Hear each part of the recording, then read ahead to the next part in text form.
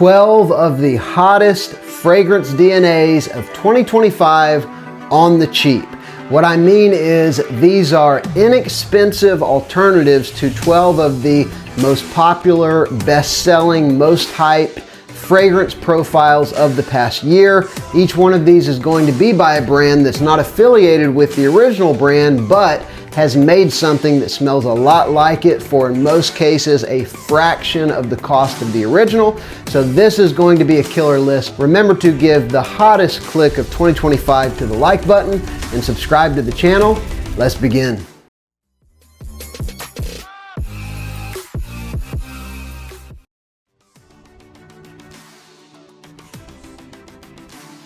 First up, one of the most popular niche DNAs, period, has been by Kilian's Angel Share. And in the past year, they actually released 2 flankers to that DNA, one of them being Angel Share Paradis, one of them being Angel Share on the Rocks. And I have alternatives to each of those. First up, I have from Zemaya here, this one, Sharaf Divine.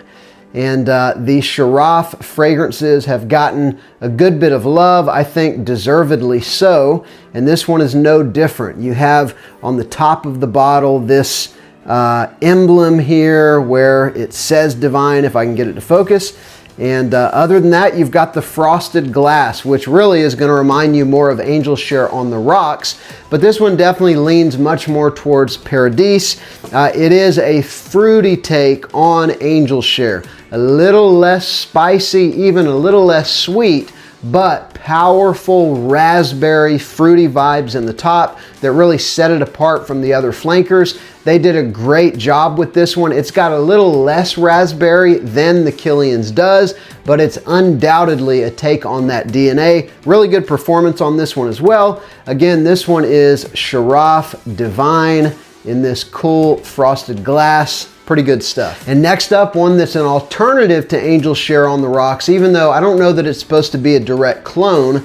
This one is from Gulf Orchid. This is Sweet Heaven Ice. And this one has a very pronounced citrus burst in the top. It's also got some plum that I really love, one of my favorite notes, but there's a powerful citrus and musk kind of layered on top of the Angel Share DNA. It actually reminds me a little bit of like Mega Mare or Lattafa Atlas layered on top of the Angel Share DNA. So it's not a one-to-one with Angel Share on the Rocks, but it is definitely similar, definitely in the same family.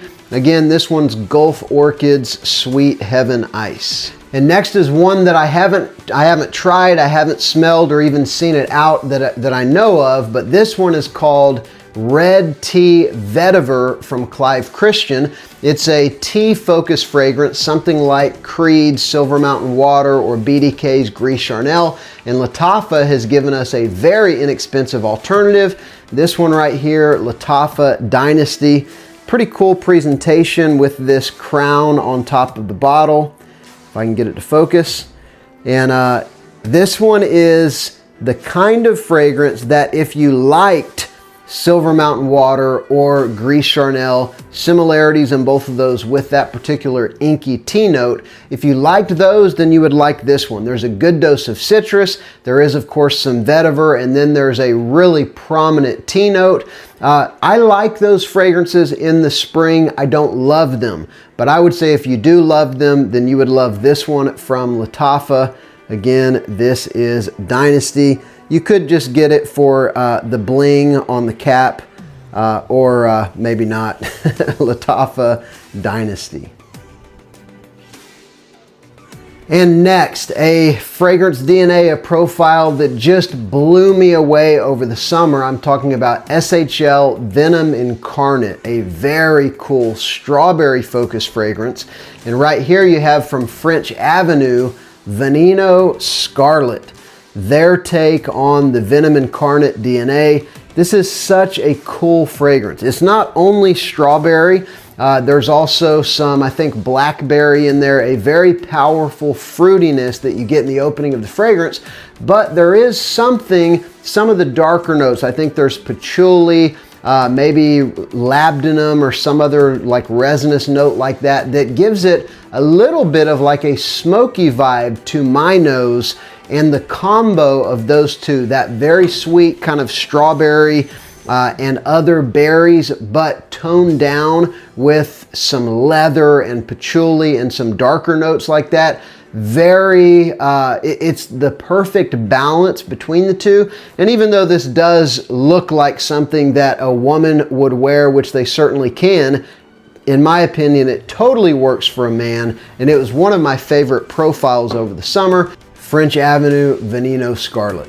And next, a fragrance that didn't come out in 2025, but I would say it definitely got much more popular in 2025. I'm talking about Clive Christian's Blonde Amber. A lot of alternatives have been coming out for that fragrance. And so far, the best kind of widely available, mass-produced, inexpensive alternative to that fragrance would have to be this one from Maison Asrar. This is Faris Al Arab or Arab. This is fire. It is, of course, an ambery fragrance. It is a spicy fragrance. It smells like wealth and opulence. It is quite sweet, but it's very attention grabbing. And already this DNA has been one of my most complimented fragrance DNAs, period. So definitely recommend the profile altogether. And this is my #1 recommendation for something that smells like Blonde Amber. Maison Asrar Faris Al Arab. Another one that I think came out last year, but has definitely been more and more hyped this year, that would be another from SHL, God of Fire. And a whole bunch of clones have come out of that fragrance. I know French Avenue makes one, but one that is very affordable and very good is actually this one from Lattafa. This is Opulent Dubai. And this one, I think they did a really good job with the presentation. Nowhere near as gaudy or unappealing as many of the bottles these days are. Actually, they're getting better. A lot of these brands are really getting better. But what matters is how it smells, and it smells fantastic. If you like mango, this is a mango bomb with some sparkling ginger in the top, then this is what you want to get a hold of right here. It is a unisex fragrance, but I loved wearing this and other things that smelled like it in the summer. Alternative to God of Fire, again, Opulent Dubai. And one that got a lot of hype this year and everybody was making their alternative was Ex Nihilo's Blue Talisman. And several were considered to be kind of like the best of the lot, but most people say that they prefer this one above all the others. This is Lattafa Pride's Art of Universe. It's a pretty unique citrus tropical fragrance, fruity and citrus. There's, I think, some pear in there, pretty sweet pear note with a bunch of citrus. And this one in particular has a lot of amber. The original has amber as well, but it stands out from most other kind of fruity citrus fragrances because they're going to be probably more citrus and woods or musk or something like that. This one though, with the amber being that, you know, dense, sweet kind of a note with those very powerful citruses and some other fruits. It's unique. Nothing else I have smells like it. It is a very powerful, long-lasting, easily 8 to 10 hour fragrance. Really good stuff. Lattafa Pride Art of Universe. And next, a line that's been making major waves over the past couple years would be YSL Myself. The original was great and they've iterated on that DNA, but all of them are pretty close to the original. This one's got a little bit of each of those in that line. This is Nitro Elixir. In my opinion, the best the best nitro yet. I love the nitro fragrances. Me and my sons have worn them a lot the past few years. And this one kind of takes that orange blossom, that very fabric softener, clean vibe that you get from Myself, but it mixes in a little extra sweetness. There's a little praline in there. There's a little bit of spice in here, really, which seems like they took a little bit of Parfums de Marly Altair, mixed it together with Myself, and this is pretty much what you get. Out of the Myself fragrances, it's probably closest to Absolu, but I would say it's even closer to Myself and Altair. Again, Nitro Elixir, another nuclear strong, amazing performer, which nearly every one of these is. This one, I'm not sure about the performance. This one's got average to above average. The rest of them are just amazingly powerful fragrances. And one of my favorite DNAs in recent years, it's really probably my favorite Oud DNA, would be Oud Maracuja. It's one that's had clones from almost every brand, and I think one of the best and cheapest is this one right here from Paris Corner. This is Hurriyah, and this stuff is awesome. This is a very sweet passion fruit, dark, inky oud and leather fragrance. So it's not only that very sweet passion fruit, that oud leather combo, giving it a lot of darkness and a lot of base, is the perfect balance to that very sweet passion fruit. It's an oud fragrance that people who don't like oud will actually like, and they did a really good job emulating that DNA. Again, Paris Corner Hurriyah. Probably my favorite new DNA over the past year has been Amouage Outlands, a very interesting fragrance, and not a lot of brands have done their take on that DNA yet, but right here you've got Aroma Prestige Ramad Oriental. They did a fantastic job of emulating Amouage Outlands.